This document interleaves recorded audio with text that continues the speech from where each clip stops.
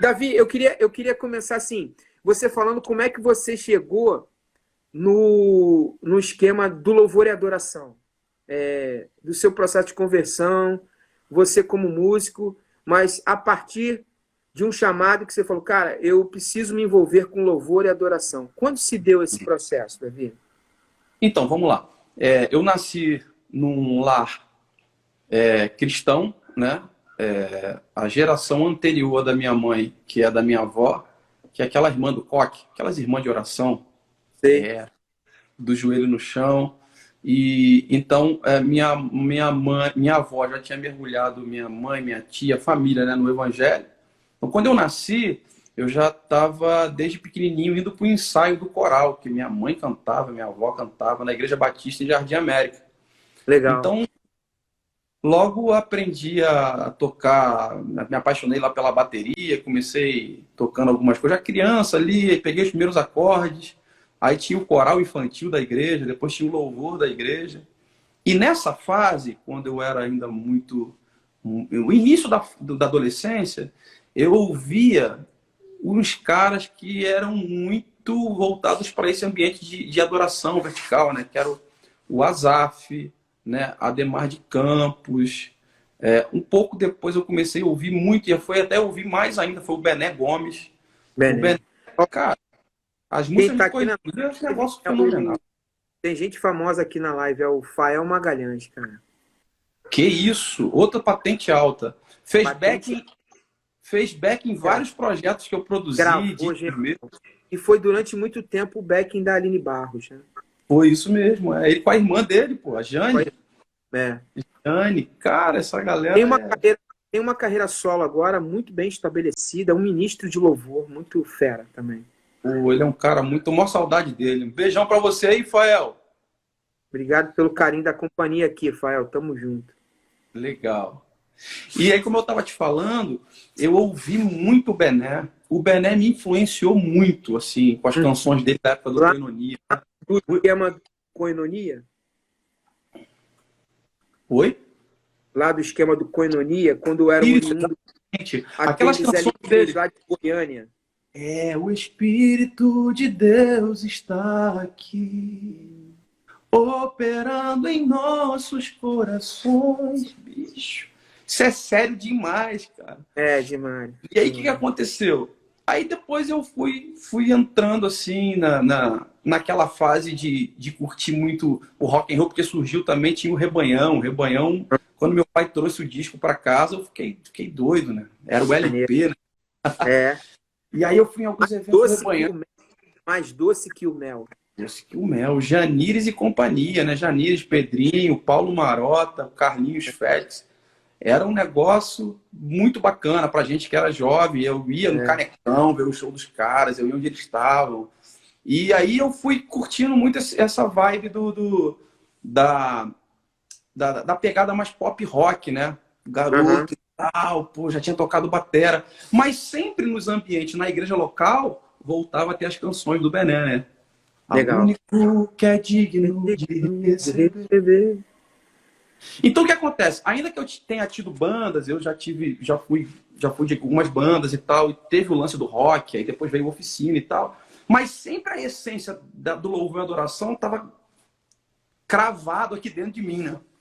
Aí você começa um desenvolvimento musical nessa área, mas aí pela sua postura, deve ter algum momento que eu não sei a palavra que eu vou usar. Eu falo uma coisa, aí os caras me corrigem. Eu sou um aprendiz aqui, né? Aí você me corrige se eu usar uma palavra que não se encaixa. Em algum momento houve um rompimento com a música chamada gospel para sair de para sair de um lugar de holofote e se concentrar num lugar de, como você mencionou, de uma musicalidade mais vertical? Em algum Sim, momento houve um rompimento? teve sim, teve sim, teve sim. Enquanto eu fui me apaixonando por música, e música é algo muito apaixonante, e eu nasci com esse presente de Deus, de poder me comunicar com essa arte da música, teve uma fase, foi logo no início do início da minha fase adulta, eu fui me distanciando das coisas espirituais e me concentrando só nas coisas materiais e humanas da música e tal. O que aconteceu comigo é que eu virei o que as pessoas chamam de crente Raimundo. Um pé na igreja e outro no mundo. Né? Entendi. E aí eu virei aquele crente de mentira. Que às vezes ia nas reuniões e estava até cantando músicas sobre Deus, sobre as escrituras sagradas, mas eu não vivia de verdade o que tinha que viver com Deus. Uhum. Então eu fiquei um cara bem assim, um falso cristão, né? E Entendi. o coração foi se esfriando totalmente, e isso, consequentemente, traz vida de pecado e tal. Enfim. Mas quando chegou ali em 2003, esse foi o ano, tinha algo muito forte acontecendo na nação brasileira, que já vinha do final dos anos 90, mas passou pelo início dos anos 2000 também, que o que, pelo menos no Rio de Janeiro, não sei em outros lugares, as pessoas chamaram de movimento da adoração extravagante. Né? Eu chamo de movimento de adoração, porque até a palavra era pouco usada. A Mas galera, era porque ele era diferente do movimento de adoração do Bené, do Koinonia, do Azaf, do Ademar. Era diferente. Por isso que disseram que era extravagante. Tinha uma extravagância de dizer que era apaixonado por Deus. Eu acho que lá atrás era usado mais o termo louvor e adoração. Isso. Quando essa galera chegou, é mais o termo adoração e começam essas palavras aí que você mencionou. Você diria que é capitaneado pela galera de Belo Horizonte? David Keelan, Antônio Cirilo? É isso que eu ia te falar agora. Nessa fase, esse pessoal, Cirilo, Keelan, o Casa de Davi, né, que tinha o Casa Davi de Davi, que veio um pouquinho depois. Pouca coisa. Mas eles andavam juntos. Ainda que eram de Londrina, andavam junto com o pessoal de BH, né, que era o Cirilo e o Keelan. E nesse momento, 2003... Porque, na verdade, eu tenho mergulhado muito nesse histórico. E o David, ele começa no final dos anos 90. E a Casa de Davi, ela começa no início dos anos 2000. Mas há uma influência do mesmo segmento, da mesma essência.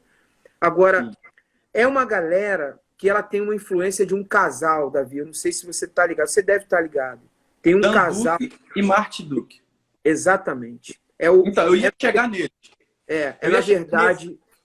Na verdade, fruto de um desenvolvimento de Morningstar, que é um ministério americano, que tem uma influência vertical dessa musicalidade, que influenciou o que eles faziam aqui no Fogo e Glória, no Fogo e Glória, quando o David é o capitão do barco. E depois é o Antônio Cirilo, né? Uhum. E aí vem todo um movimento, né? Que faz com que influenciasse a nação brasileira inteira, né? É verdade. Então, nesse ano, em 2003, então eu tava aquele cara meio que com o coração frio, não aquecido pelo ambiente de devoção e santidade, de me separar para Deus. E nesse momento, esse movimento, eu me lembro que no culto na igreja onde eu estava, ali meio frio, na minha, um irmão da igreja, sozinho no teclado, começou a cantar uma música que eu não sabia de quem era. Depois eu vim saber que era uma versão de uma música gringa que o Keelan tinha gravado, né? Mas eu não conhecia ninguém, nem o David Keelan, nem ninguém. Mas esse garoto sentou no piano no meio do culto e ele cantou: quando a música esmorece, o resto desaparece. Essência da adoração, né? Lincoln, foi como se eu tivesse recebido um soco na minha cara, assim, ó. Blá, e no peito. Puf, um choque dentro de mim. Eu chorava de soluçar, Lincoln. Eu ficava no banco sentado soluçando, chorando. Aquela letra, aquela música. Você você sabe que essa canção ela é emblemática, né? Você já ouviu falar a história dessa canção? Já ouviu falar?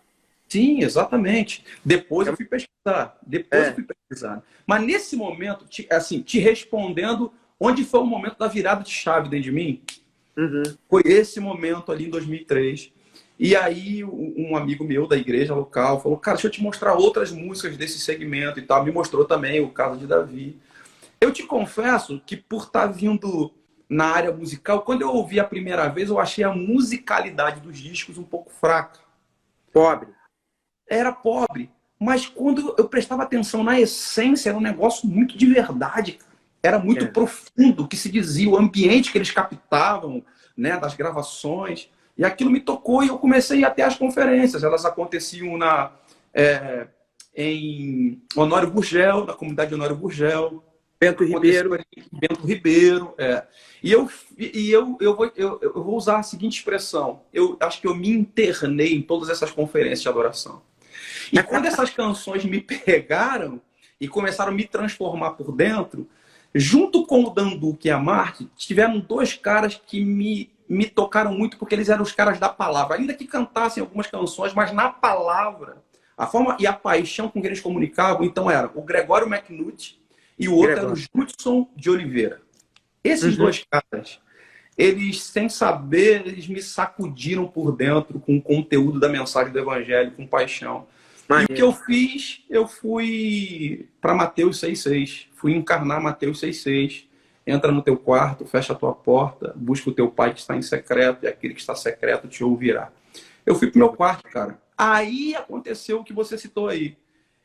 Eu me desconectei de todo aquele desejo de, não, eu quero gravar minhas músicas, mostrar a minha cara, mostrar a minha arte através, ainda que seja com a mensagem do Evangelho, mas eu tenho que mostrar, gravar, assinar com gravadora. Já tinha até passado por gravadora, mas aquele lance eu comecei a não querer. Eu queria ficar no meu quarto, trancado, chorando diante de Deus, me arrependendo. E foi um momento muito bom, porque gerou em mim convicção e fundamentos que me levaram a viver como família, né? Eu casei, aí tive meus filhos e isso me mergulhou em Deus de uma maneira muito preciosa. Obviamente, vai passando o tempo, a gente tem que encontrar o equilíbrio. Sim. Não pode ser só o profeta da caverna trancado no quarto. Se Deus deu uma voz. Até porque é um outro assunto, a gente vai falar de outras coisas, mas parece, não estou afirmando, parece que aquela onda passou. Parece. Sim. Se você for ver o David, o adorador sem face, essa lança assim que você fala? Não, tipo assim, por exemplo, a Casa de Davi não existe mais, era um movimento importantíssimo nesse movimento. As conferências do David hoje não representam mais a relevância que tiveram. Então, parece que o Espírito, de alguma forma, ele está conduzindo a nação, ou está um vento diferente. É um outro assunto esse, mas o que eu quero dizer é que buscar o equilíbrio para ti é algo fundamental para a perenidade do teu ministério, porque aquele movimento ele teve algumas características, mas é importante a gente ter sabedoria de pegar e ter o equilíbrio para aquilo que a gente vai caminhar, né? Sim, sim. Verdade, verdade. Mas eu queria que você abordasse a fundamentação do que isso te construiu ministerialmente. Assim, eu sei que você atrela muito o teu ministério à cultura do céu, né? Eu gosto também que a galera usa muito aí, eu fui ver hoje, cara, cultura do reino, tem um montão, muito maneiro. Eu adoro os assuntos reino de Deus, eu sei que você gosta também. Mas me fala quais são assim, os fundamentos que foram importantes nesse período de construção ministerial teu, tanto musical como da palavra, que eu sei que também você é muito fera na palavra, nas conferências. O que fundamentou para ti essa cultura do céu, essa cultura do reino, ela é fundamentada em quais pilares para ti? Legal. Bacana você tocar nesse assunto, porque tem a ver com o início da nossa conversa. Cultura tem a ver, a palavra cultura tem a ver com cultivo, né? Uma cultura, ela nasce da seguinte forma, tem etapas para até se chegar a se estabelecer uma cultura. Primeiro você vai cultivando o hábito, tem a ver com isso, então você cultiva um hábito, insiste em cultivar o hábito. Depois que você cultiva esse hábito, com o tempo ele se transforma em um costume de uma localidade, de uma região, de um povo. Até que então, com o tempo, ele vira uma cultura de um lugar, de um povo, de uma localidade, que afeta todas as áreas, a vestimenta, a comida, né? Enfim. E quando penso sobre esse nome, cultura, e sobre o que representa, o meu desejo era que aquilo que está escrito no livro de Mateus, onde Deus diz que ele quer manifestar aqui na terra como é no céu, é a oração de Jesus, né? O meu desejo de comunicar isso nas canções, e inclusive é o nome da nossa igreja, a igreja que eu estou pastoreando, junto com a minha esposa e outros irmãos, a Igreja Cultura do Céu, e esse movimento com esse entendimento, é que de verdade o que a gente viva seja um cultivo de bons hábitos que vão além do discurso, que foi o início da nossa conversa, entendeu? Que na nossa música, o que a gente canta, seja o que a gente viva de verdade. Que o que a gente prega nos nossos discursos seja de verdade o que a gente cultiva diariamente com a nossa família. O Igor Ramos deve estar perguntando, o Davi está respondendo. O Davi está falando de você. O Davi é fundador da Igreja Cultura do Céu? É uma pergunta. Você pode responder? Sim, sou um dos fundadores, né, da Igreja Cultura do Céu. Estamos pastoreando lá e nos reunimos no Rio de Janeiro, na Barra da Tijuca. É uma igreja recente, nós estamos nos reunindo há pouco tempo, estamos dando aí os nossos primeiros passos com a nossa família espiritual. Mas como eu estava te falando, então nosso desejo é que esse pensamento, e por isso falar sobre uma cultura do céu, seja essa a nossa verdade. O que falamos é o que de fato nós vivemos. Então nós cultivamos esse hábito, insistimos nele para que ele se transforme em um costume do que é o reino de Deus, o reino dos céus, justiça, paz e alegria. Então a gente quer cultivar, insistir em cultivar, viver com os filhos, com a família, no nosso cotidiano, na padaria comprando pão, passando pelo trânsito, se relacionando com as pessoas, cultivando bons hábitos até que ele se transforme em uma cultura do céu aqui para essa terra.